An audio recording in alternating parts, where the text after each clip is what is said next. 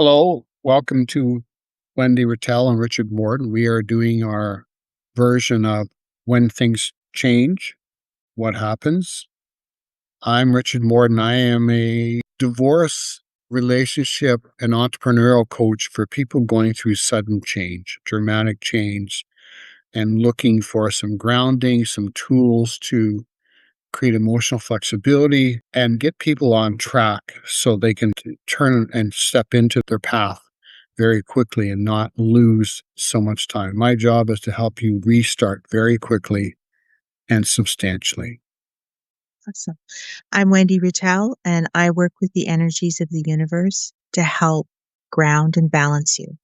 And I work with Richard on a project called Time Sweeps, and that aligns your energies in a more focused and direct manner.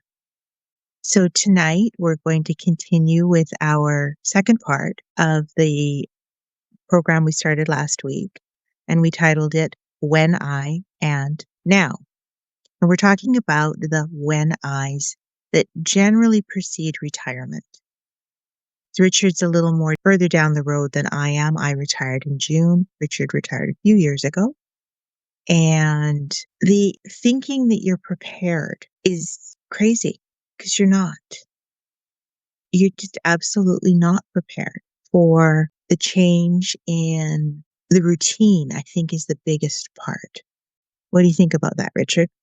100%, because we think we're prepared for it, but how do you prepare for retirement? Yes, you may have other things on your plate. You're doing some service work, club work, other things, and if you're involved in other communities, oftentimes retirement can be just where the job slips away. You step more into some other roles. For many of us, we didn't have that. We had our work, and we were very busy with work, like many people, back and forth. So retirement came.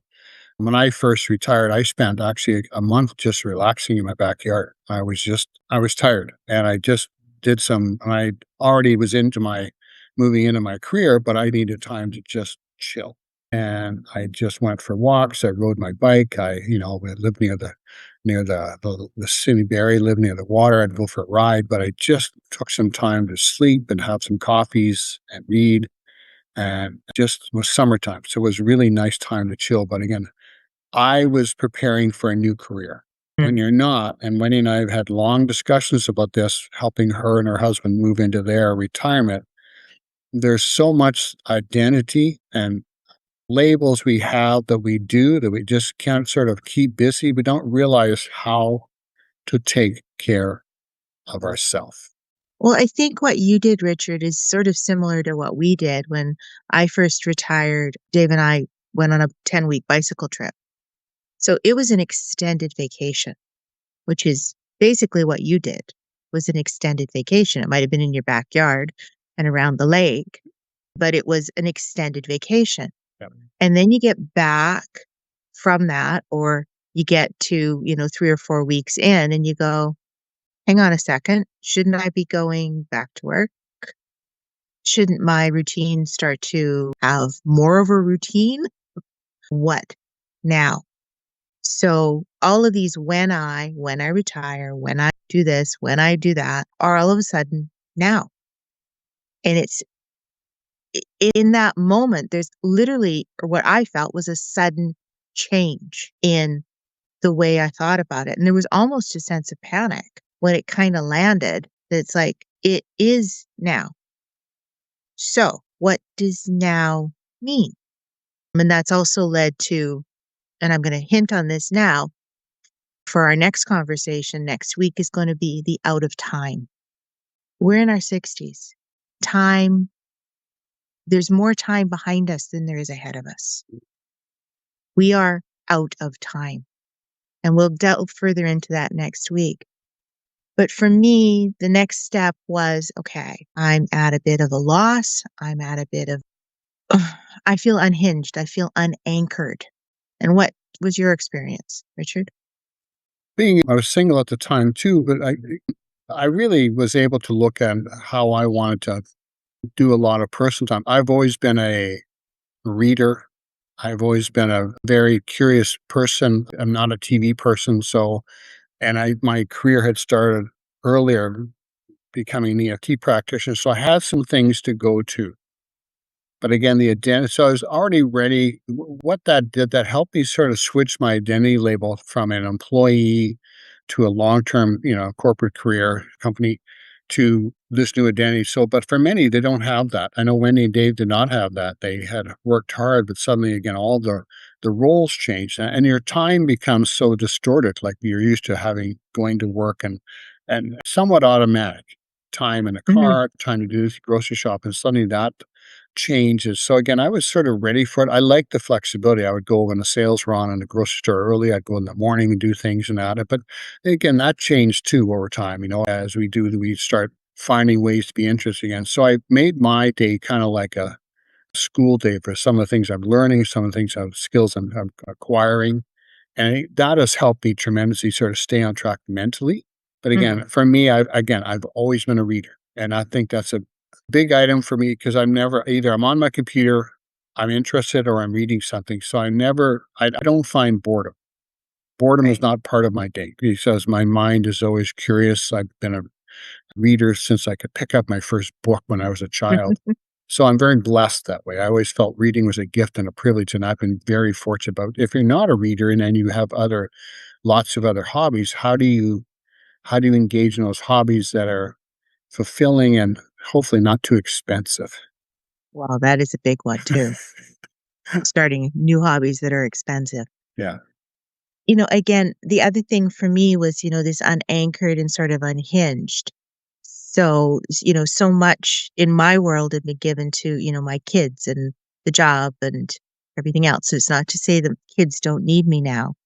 In some ways, they need me more than they ever have, which is kind of bizarre, and grandkids as well. And then at the other end, aging parents. So part of my time got taken up with that and the stress of trying to fit the job in the middle of it kind of evaporated out of that.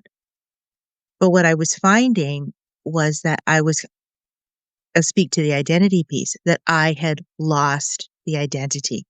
I didn't know what my retirement identity was going to look like, who I want to be now that I've grown up, apparently. Not that I actually want to grow up.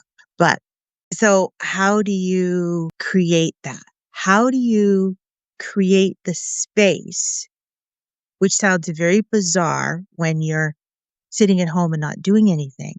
But how do you push away the obligations and the responsibilities that you've had that at times are overwhelming to allow space for what's next?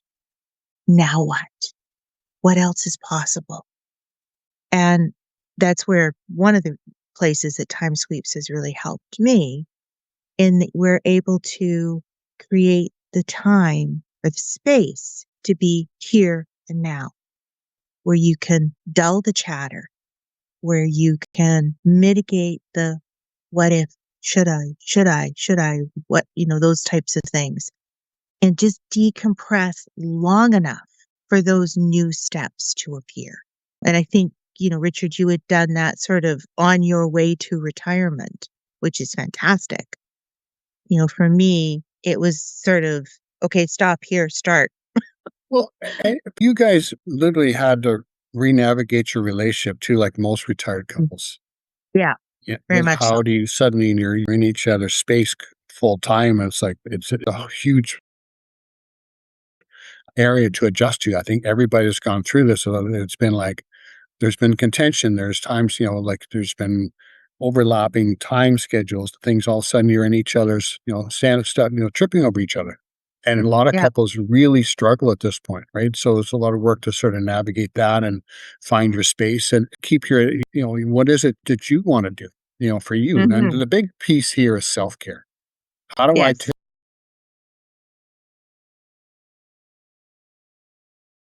take care of myself? But I mean, I talk about teaching people how to say no. Look at all the things you do. Mm.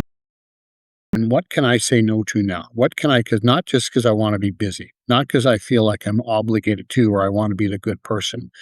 I truly want to give people a direction to take care of yourself. And Hmm. that it's almost like a sin, like, oh, well, I don't know how to do that. Start saying Hmm. no. Yeah. those we know what a negative yes is when we say yes, but when you start saying no and you realize that's a yes for you, okay, have a little celebration. How do I take care of myself? Do I maybe want to belong to a gym? Do I want to do some things that I enjoy for Mhm, me?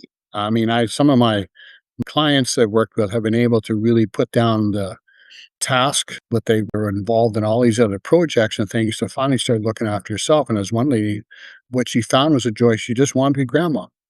She was mm. tired of looking after everybody else, and she just wanted to have fun with the grandkids while they grew up and be part of their lives. And we were successful to really have her recognize that and without guilt or anything else, and just have time for herself or the things, some painting things that she had never given herself time to do. Well, and I think part of that is letting go of the familial obligations. We have been raised in so many patterns in, you know, you see what mom did, you see what grandma did. And when family is close, those patterns repeat very quickly and very easily, and you don't even realize they're happening. So to take a step back and I mean, I've broken so many patterns for myself, but also for my girls, my kids, because those lineage patterns are not necessarily a good thing. And when you stop and you start to look at the why, and you say no, and you sit down and you go, hang on a minute here, literally, what's in this for me? The power of that grows exponentially. You've got the no piece, you've got the what's in it for me, you've got the self care. And the three of those combined is brilliant. And you start to create the space for what can happen next and what you really want to do. Most of us have never, ever, ever had an opportunity to sit down and go, well, what do I want? You hear dream big, do this. You go to a motivational seminar, see this, dream big, do whatever. I can't do that. So now is the opportunity to do that. So how? Let's And make this happen. what you're doing for yourself is you're learning to be there's a big word called authentic. Mhm. And we don't realize how powerful that word is in self care. Mhm. And when you look it up and you start to feel when you can live with your authentic self, I believe, and I'll stand my ground on that. That is the most powerful thing you can do and to teach your children and your grandchildren. Mhm. Yes. It's a huge word because it's sense of how things show up for you, how you navigate life. You're not trying to be something or for someone else. You're learning to be you for you. Yeah. And it's like the old thing, when you tell the truth, you don't have to remember what you said. And being authentic is being yourself and saying, like, people ask you to do something and you look around, no, it's just not for me right now, but thank you. Well, You're taking care of you. yeah. And the other beautiful thing about that is when you stand in your own power and you take care of you and you are authentic, it allows the people around you the grace to be that as well. So a lot of what is the push pull in a relationship evaporates because there's no need of it. You're just standing in your authenticity. They're standing in their authenticity. So you get to a point where you are an observer of the situation rather than being completely engaged in the situation.